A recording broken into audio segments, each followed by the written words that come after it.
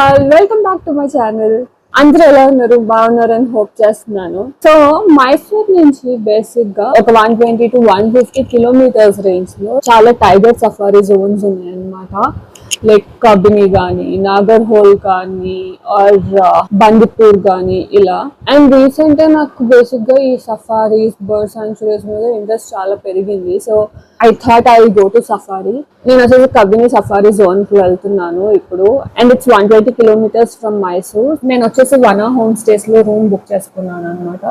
So అక్కడికి వెళ్ళాలంటే మనట్వాడి buses తీసుకోవాలంట. So that ఆ బస్సెస్ ఆ హోమ్ స్టే ముందు నుంచి వెళ్తుంది అని చెప్పారు. So I have to catch that bus ఇప్పుడు. అండ్ అలానే 2 సఫారీ బుకింగ్స్ చేసుకున్నా. One is boat safari and one more thing is jeep safari. So I'm excited. ఈ రోజు రేపు ఆ సఫారీస్ ఉంటాయి అనమాట. So let's go. అండ్ వెళ్ళాక నా ఎక్స్పీరియన్స్ అండ్ ఎలా బుక్ చేసుకోవచ్చు ఆ డీటెయిల్స్ అవన్నీ మీకు తర్వాత ఇస్తాను. యా,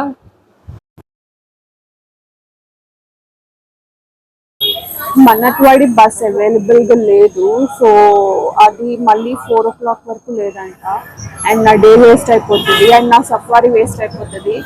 సో అందుకని చెప్పేసి నేను హ్యాండ్ పోస్ట్ వరకు బస్ ఎక్కాను అనమాట. హ్యాండ్ పోస్ట్ నుంచి కబినీకి సమ్ 10 to 15 కిలోమీటర్స్ అన్నారు.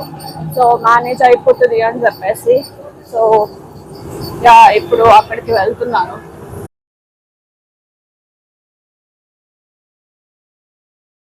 సో కబినీలో రూమ్కి వచ్చేసాను. సో ఫ్రమ్ హ్యాండ్ పోస్ట్ బేసిక్గా మీరు కబినీకి రావాలి అంటే either you have to take a winger. Wingers ఉంటాయి కరాపుర విలేజ్కి. సో ఆ వింగర్ తీసుకోవచ్చు. లేదు అంటే you can also take a bus. So ఈ 2 ఆప్షన్స్ ఉంటాయి అన్నమాట. అండ్ వింగర్కి హార్డ్లీ 30-40 రూపీస్ ఛార్జ్ చేస్తారు. అండ్ అలానే హ్యాండ్ పోస్ట్ వరకు బస్లో వస్తే దానికి ఒక 60 రూపీస్. సో 100 రూపీస్లో మీ జర్నీ అనేది అయిపోతుంది అనమాట. And coming to the room, ఇది నా రూమ్.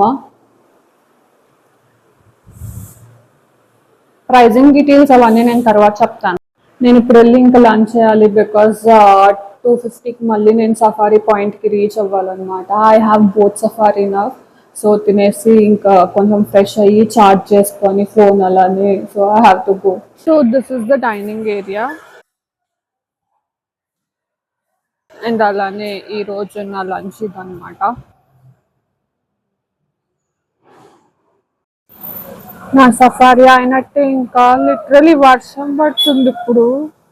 యానిమల్స్ ఏం కనిపిస్తాయి, సఫారీ ఏం చేస్తానో కూడా ఐ రియల్లీ డోంట్ నో. అది good boat safari. So obviously animals will be hiding. ఎందుకు వాటర్లోకి వస్తాయి వర్షం పడుతుంటే. సో ఇవి వచ్చేసి కబిని రివర్ లాడ్జెస్ అనమాట. ఇక్కడే యూజువలీ రిసార్ట్స్ అవన్నీ కూడా ఉంటాయి. Which cost from 12,000 starting range to 18,000 20,000 అలాగా. సో మీరు ఉండాలనుకుంటే ఈవెన్ ఈ స్టేస్లో కూడా ఉండొచ్చు. యూజువలీ సఫారీస్ బోట్ కానీ, జీప్ కానీ, బస్ కానీ ఇక్కడి నుంచే స్టార్ట్ అవుతాయి అన్నమాట.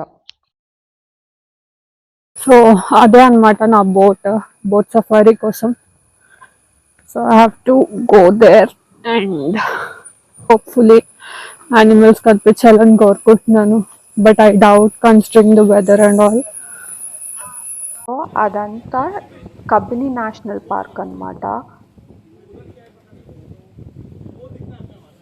One good thing about this boat safari is మీకు రైట్ సైడ్ వచ్చేసరికి Kabini and Nagarhole national parks ఉంటాయి.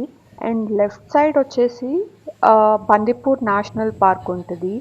అండ్ ఇవే కాకుండా మనం స్ట్రైట్గా వెళ్తున్న కొద్దీ వయనాడ్ నేషనల్ పార్క్తో కనెక్ట్ అవుతాం. లిటరలీ ఇది 3 sides నుంచి కవర్ చేస్తుంది అనమాట ఈ వాటర్ వచ్చేసరికి. And summers are the best time literally ఇది విజిట్ చేయాలంటే.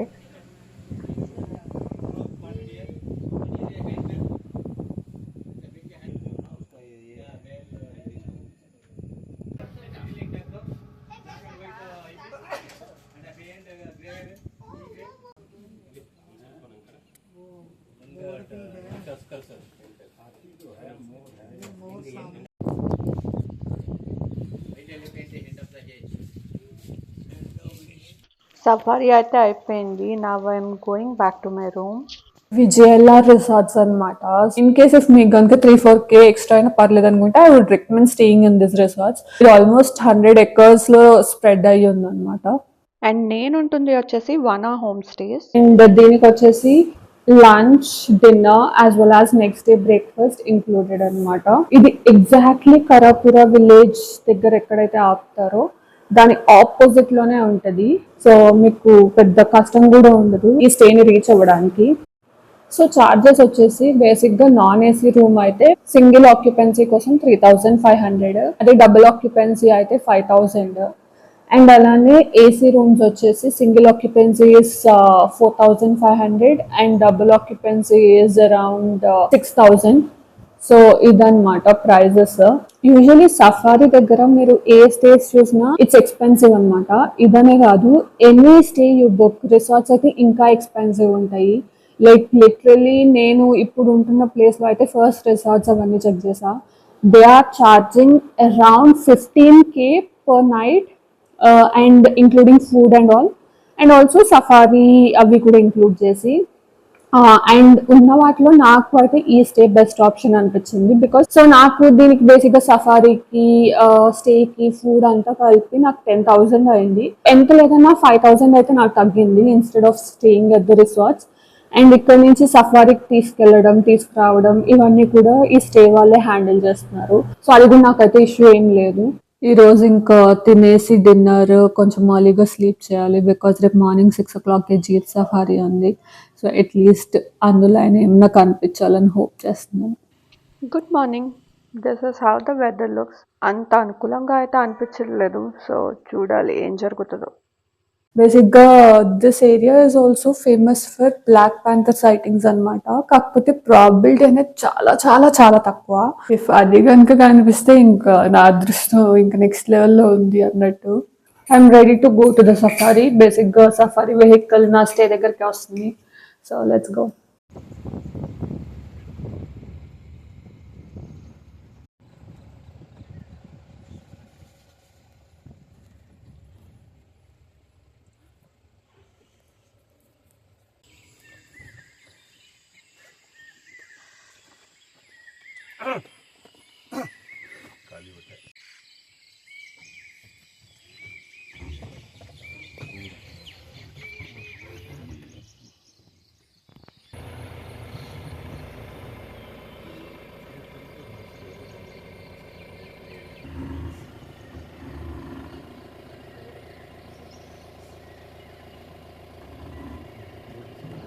సఫారీ అయిపోయి రూమ్కి వచ్చేసాను.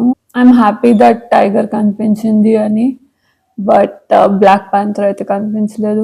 ఇన్ జనరల్ గా కూడా black panther sightings are very very rare అనమాట. The chances get higher during new moon కానీ ఫుల్ మూన్ డేస్ రోజు ప్రాబిలిటీ కొంచెం ఎక్కువ ఉంటుంది అనమాట. సో ఇఫ్ బ్లాక్ ప్యాంథర్ కోసం స్పెసిఫిక్గా రావాలి అనుకుంటే మాత్రం సో ఈ డేస్లో ప్లాన్ చేసుకునేలాగా ట్రై చేయండి. యూజువలీ మీరు ఏ సఫారీ అయినా మినిమం 2,000 రూపీస్ అవ్వకుండా ఉండదు సఫారీకి. So you have to be prepared ఈ కాస్ట్ అయితే. అండ్ ఇక్కడ వచ్చేసి నేను బోట్ సఫారీ చేస్తున్నాను అండ్ జీప్ సఫారీ చేస్తున్నాను. బోట్ సఫారీకి వచ్చేసి they are charging around 3,000 rupees and అదే జీప్ సఫారీ అయితే 3,500. అండ్ అది కాకుండా యూజువలీ సఫారీస్ లో బస్ సఫారీ కూడా ఉంటుంది. బస్ సఫారీస్ యూజువలీ ఇంకొంచెం తక్కువ కాస్ట్ ఉంటాయి, లైక్ అరౌండ్ 2,500 అలాగా. Because you will have lot of people కదా. సో మీరు బస్ సఫారీ కూడా ఆప్ట్ చేసుకోవాలి అనుకుంటే. ఇన్ జనరల్ గా సఫారీ టిప్స్ వచ్చేసరికి బేసిక్ గా rainy season is a must no. There is no point అనమాట విజిట్ చేసి. అండ్ అలానే summers and winters are good. Summers లో అయితే మధ్యాహ్నం టైమ్స్ లో అంత ప్రిఫర్ చేయకపోవడం బెటర్. మార్నింగ్ టైమ్స్ లో సైటింగ్ కి కొంచెం ఛాన్సెస్ ఎక్కువ ఉంటాయి. బికాస్ ఎందుకంటే ఎండ ఎక్కువ ఉన్నప్పుడు అవి లోపల హైడ్ అయిపోతాయి అనమాట, బయటకు అంత రావు. మార్నింగ్ లో ఎండ అంత చురుకు అన్నది కదా సమ్మర్స్ లో. సో ఆ టైంలో బయటకు వస్తాయి యానిమల్స్. అండ్ అలానే వింటర్స్ లో వచ్చేసి ఆపోజిట్. బేసిక్ గా మార్నింగ్ చల్లగా ఉంటుంది కాబట్టి అవి రావు. అండ్ మధ్యాహ్నం ఎండ మనకి కొంచెం బెటర్ గా అనిపిస్తుంది కదా. సో ఆ టైంలో యానిమల్స్ బయటకు వస్తాయి అనమాట. సో మీరు ఆ సీజన్ ని బట్టి కూడా ప్లాన్ చేసుకోండి మీ సఫారీస్ అవన్నీ. అండ్ ఇంకో టిప్ వచ్చేసి ఒకటే సఫారీలో మనకి టైగర్ స్పాటింగ్ కానీ లెపర్డ్స్ ఇలాంటివి స్పాట్ అవ్వడం చాలా లక్ ఉండాలన్నమాట. సో అట్లీస్ట్ 2-3 సఫారీస్ అయితే బుక్ చేసుకోవాల్సి వస్తుంది. బికాస్ ఎందుకంటే in order to increase your probability. అది వచ్చేసి ఇంకో టిప్. బేసిక్గా బోట్ సఫారీకి టిప్స్ ఏంటి అంటే రైనీ ఆర్ వింటర్ సీజన్స్లో ప్రిఫర్ చేయకండి. Try to prefer during the peak summers, because ఎందుకంటే వాటర్ లెవెల్ తగ్గిపోవడం వల్ల సో యానిమల్ స్పాటింగ్ అనేది ఎక్కువ అవుతుంది. ఎందుకంటే ఫారెస్ట్ లో కూడా మీకు పాండ్స్ అలాంటివి చిన్న చిన్నవి ఉన్నా కూడా ఎండిపోతాయి. సో అన్ని కూడా ఈ రివర్ బ్యాంక్స్ కే వస్తుంది to drink water or to move between the places అలాగా. సో అందుకని డెఫినెట్లీ సమ్మర్స్ లో మాత్రమే ప్లాన్ చేసుకోండి, లేకపోతే మనీ వేస్ట్ అయిపోతాయి అన్నమాట. నాకైతే అసలు literally elephant, deers, crocodiles and few birds తప్ప ఏం అనిపించలేదు. So this is how my safari event. If మీకు కనుక ఇంకేమైనా క్వశ్చన్స్ లాంటివి ఉంటే do let me know in the comments so that నేను మీకు ఆన్సర్ చేస్తాను. అండ్ మీకు కనుక నా వ్లాగ్స్ నచ్చినట్టయితే don't forget to like, share and subscribe to my channel. See you again. Tata, bye bye.